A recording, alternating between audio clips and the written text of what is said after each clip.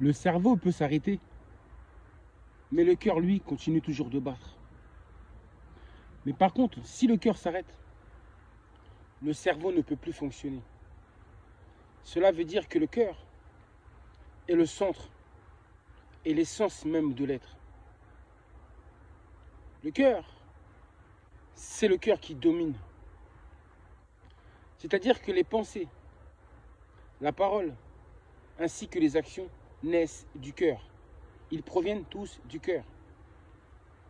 Et ensuite, le cerveau, lui, ne fait qu'obéir au cœur. Donc, c'est à travers le cœur de la personne que vous pouvez savoir comment est cette personne. C'est le cœur. C'est à travers le cœur que nous puissions sonder, que l'on peut sonder un être humain. Et c'est ce même cœur qui est représenté là-bas en Égypte antique. Ce cœur qui passe sur la balance. Le cœur qui passera sur la balance. Et c'est ainsi que vous serez jugé. Votre cœur passera sur la balance. Il sera pesé conformément à la plume de ma hâte. Et ensuite, soit vous réussirez votre test, ou soit vous ne le réussirez pas. J'ai dit le cœur, c'est la base de tout. Les gens qui font des actions mauvaises, ils commettent ces actions mauvaises parce que leur cœur est mauvais. Donc ça veut dire que nos actions, nos paroles et nos pensées ne sont que le reflet de notre cœur. Et ce cœur même qui sera sondé.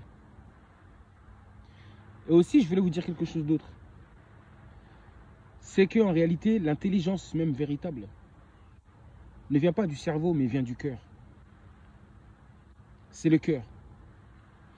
Et aussi, il y a un truc que j'avais dit lors de la vidéo précédente, quand je vous ai parlé de la tradition négro-africaine ou de la religion primordiale. Et qu'est-ce que je vous avais dit?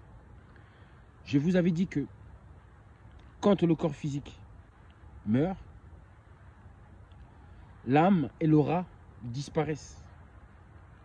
Et ce qui demeure, c'est uniquement cette parcelle de vie qui demeure en nous.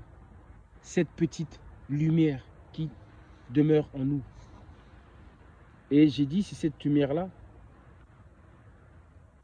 qui est éternelle. Donc, en fait, les catholiques, eux, ils parlent d'un enfer. Mais sachez que l'enfer, en réalité, ce n'est pas comme vous imaginez, c'est-à-dire sous le feu, les flammes brûlées, etc. L'abîme, tout ça, ça n'existe pas, c'est faux. L'enfer, c'est tout simplement, ça veut dire que c'est le fait que vous n'ayez pas réussi ce test-là du cœur et que vous soyez tout simplement condamné parce que vous avez fait beaucoup trop de mal. Et que vous soyez justement condamné à disparaître, c'est-à-dire que vous disparaissez, c'est-à-dire que même votre parcelle de vie disparaît. Il ne reste plus rien de vous.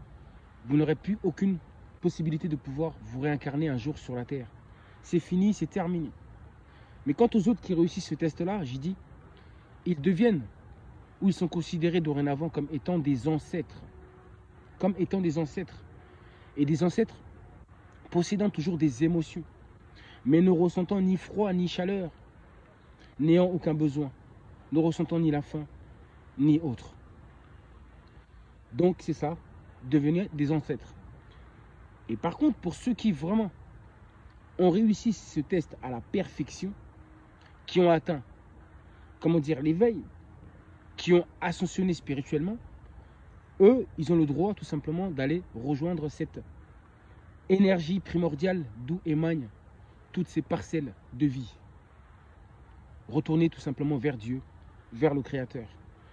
Mais par contre, je pense que certains de ceux qui ont rejoint le Créateur ont le choix, s'ils le désirent, de pouvoir revenir sur la terre pour pouvoir aider l'humanité ou aider les êtres humains à pouvoir ascensionner aussi à leur tour et à pouvoir justement atteindre la plénitude, à aider les humains à pouvoir finir leur cycle de réincarnation, à aider les humains à réussir le test final, mais dans sa totalité et dans sa plénitude.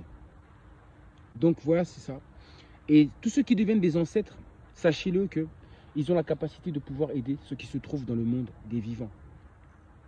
Donc voilà l'importance du cœur. Le cœur, c'est vraiment l'essence.